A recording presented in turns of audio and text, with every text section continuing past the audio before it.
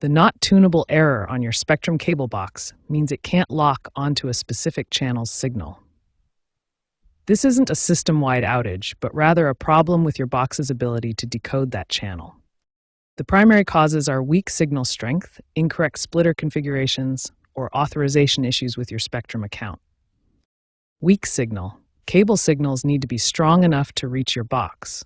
Problems with splitters or damaged cables can weaken the signal. Incorrect splitter configurations can weaken the signal by dividing it among multiple devices. Authorization.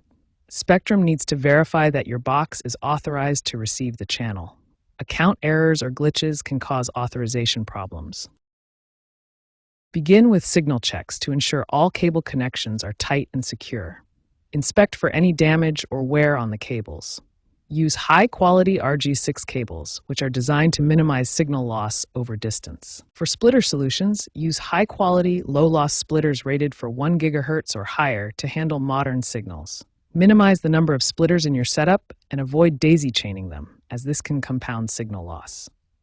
Try authorization resets by unplugging your cable box for 30 seconds to clear any temporary glitches.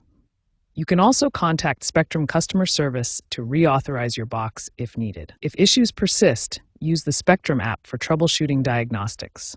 Schedule a technician visit for complex problems. Consider upgrading to a newer cable box model or switch to Spectrum streaming options that use your internet connection instead of direct cable signals.